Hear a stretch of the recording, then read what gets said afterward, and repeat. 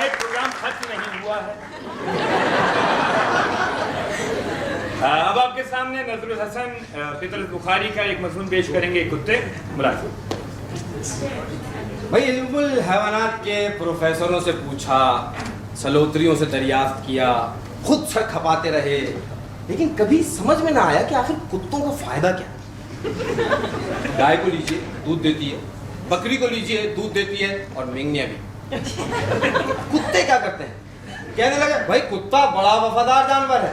अब जनाब वफादारी अगर इसी का नाम है कि शाम के 7 बजे से जो भौंकना शुरू किया और लगातार बगैर दम लिए सुबह के 6 बजे तक भौंकते चले गए, तो हम लंडूरे ही भले। कल की बात है, रात के 11 बजे एक कुत्ते की तबीयत तो जरा गुदगुदाई, तो उन्होंने बाहर सड़क पर आकर तुरहा का एक मिसरा दे दिया।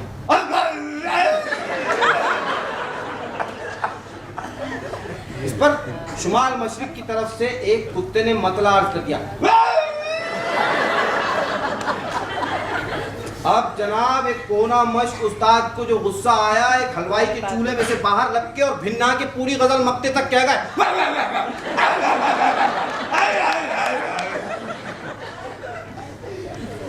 इस पर शुमाल मशरिक की तरफ से एक कदर शुनास कुत्ते ने जोरों की दाद दी।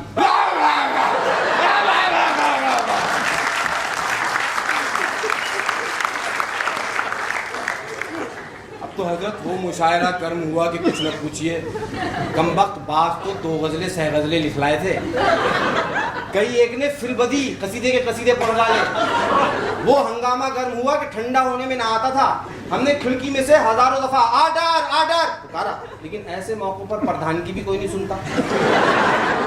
अब इनसे कोई पूछे कि मियाँ तुम्हें ऐसा ही ज़रूरी मुशायरा करना था तो दरिया के किनारे खुली हवा में जाकर तबाह आजमाई करते, ये घरों के दरमियान आकर सोतों को सताना कौन सी शराफत। और फिर हम देसी लोगों के कुत्ते भी कुछ अजीब बदतमीज़ किस्म के वाक़े हैं।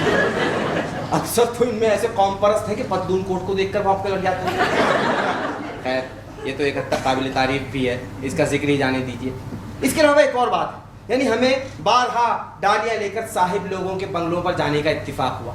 खुदा की कसम उनके कुत्तों में वो शाइस्तगी देखी कि अश अश करते लौट आए। जो ही हम बंगले के दरवाजे में दाखिल हुए, कुत्ते ने बरामदे ही में खड़े खड़े एक हल्की सी और फिर मुंह बंद करके खड़ा हो गया। हम आगे बढ़े तो उसने भी 2-4 कदम आगे बढ़ के एक नाजुक और पाकीज़ा आवाज में फिर भाई चौकीदारी की चौकीदारी और मौसीकी की मौसीकी। हमारे कुत्ते हैं कि न राग न सुर न सर न पैर, तान पे तान लगाए जाते हैं बेताले कहीं के, न मौका देखते हैं न वक्त पहचानते हैं, बस गलेबाजी किए जाते हैं। घमंड इस बात पर है कि तानसेन इसी मुल्क में तो पैदा हुआ था।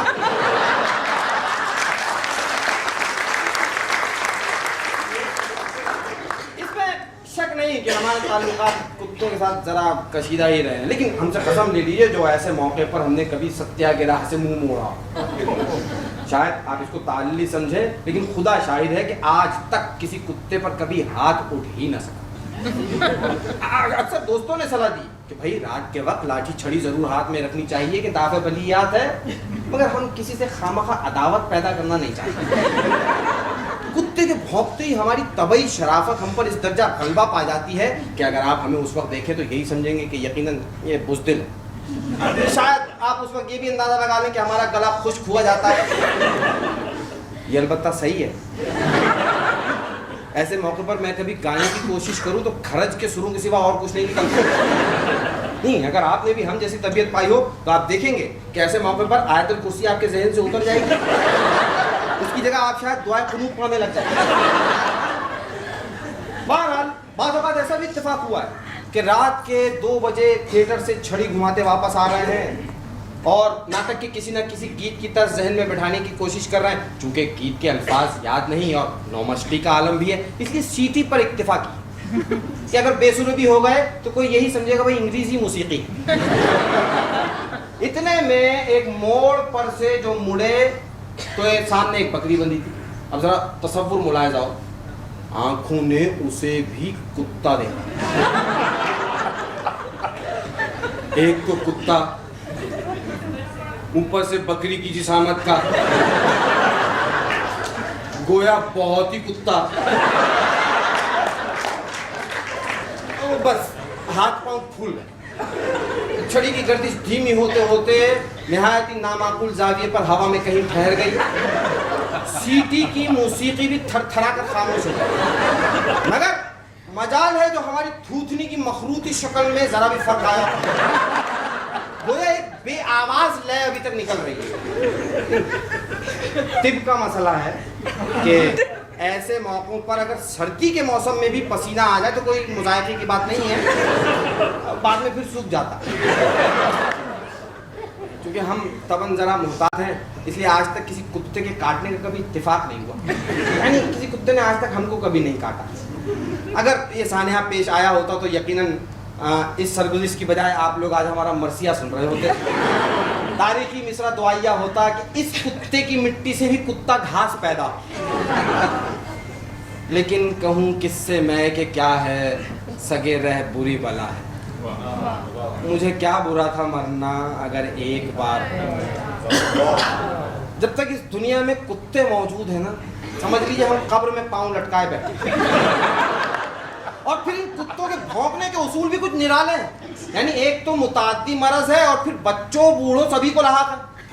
अगर कोई भारी भरकम असफंद यार कुत्ता कभी कभार अपने रोब और दबदबे को कायम रखने के लिए भौंक ले तो हम भी चारों नाचार कहते कि भाई भौंक। अगर ऐसे मौके पर उसे जंजीर से बंधा हुआ होना चाहिए। मगर ये 2 रोजा सह रोजा 2-2 3-3 तोले के पिल्ले भी भौंकने से बाहर। बारीक आवाज, जरा सा फेफड़ा, उस पर भी ऐसा जोर लगाकर भौंकते हैं कि आवाज की लर्जिश तुम तक पहुंचती है। और फिर भौंकते हैं चलती मोटर के सामने आकर, गोया उसे रोक ही तो लेंगे। अब अगर ये खाकसार मोटर चला रहा हो तो कतन हाथ पांव काम करने से इनकार कर दे, मगर यूं हर कोई उनकी जाँ बख्शी थोड़ा ही कर देगा। अब कुत्तों के भौंकने पर मुझे सबसे बड़ा एतराज यह है कि इनकी आवाज़ सोचने के तमाम कुआ को मुअत्तल कर देती है। खुसूसन जब किसी दुकान के तख्ते के नीचे से इनका एक पूरा खुफिया जलसा बाहर सड़क पर आता तबलीग का काम शुरू करते तो आप ही कहिए होश ठिकाने रह सकते। एक एक की तरफ बारी बारी मुतवज्जे होना पड़ता है। कुछ इनका शोर, कुछ हमारी सदाए एहतजाज ज़ेर लब। बेढंगी हरकत और सकनात, हरकत उनकी सकनात है।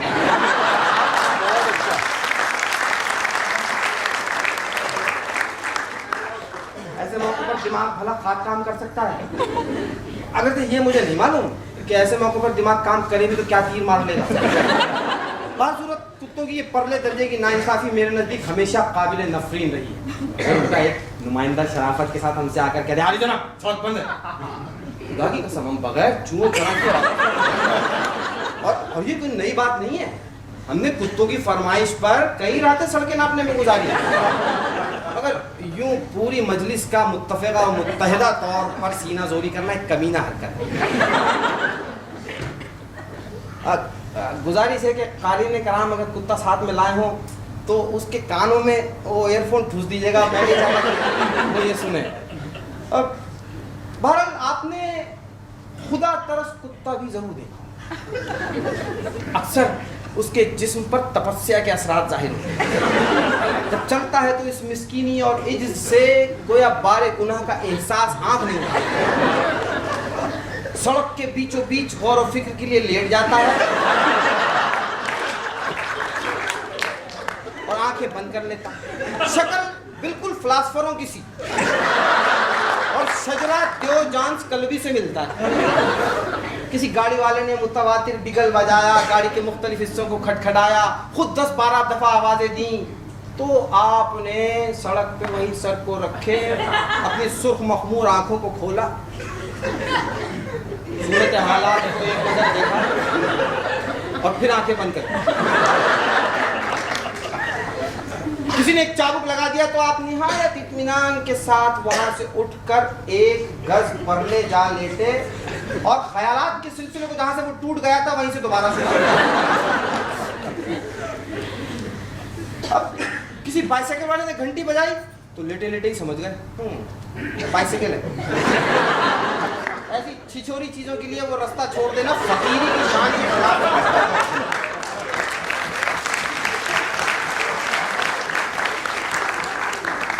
रात के वक्त यही कुत्ता अपनी खुश्क पतली सी दुम को ताबा हद्दे इम्कान सड़क पर फैला कर रखता है। इससे मैं खुदा के बरगुज़िदा बंदों की आजमाइश मकसूद होती है। जहां आपने गलती से उस पर पैर रख दिया, बस उन्होंने गैज़ और गज़ब के लहजे में आपसे पुरसिश शुरू कर दी। बच्चा फकीरों को छेड़ता है, नजर नहीं आता, हम साधु लोग यहाँ लेटे हैं। उस फकीर की बद्दुआ से उसी वक्त राशा शुरू हो जाती है। बाद में कई रातों तक ये ख्वाब नजर आते रहते हैं कि बेशुमार कुत्ते टांगों से लिपटे हुए हैं और जाने नहीं देते। आँख खुलती है तो पाँव चारपाई की अदवान में फंसे। एक शेर है, उर्फी तु मींदयुश से गौगाए रकीबा, आवाज सगा कम न कुनत रिस्के गदारा। यही वो खिलाफ फितरत शायरी है जो एशिया के लिए 22 नंग है। अंग्रेजी की एक मिसल है, भौंकते हुए कुत्ते काटा नहीं करते। भाई ये वजह सही, लेकिन कौन जानता है कि एक भौंकता हुआ कुत्ता कब भौंकना बंद कर दे और काटना शुरू कर दे।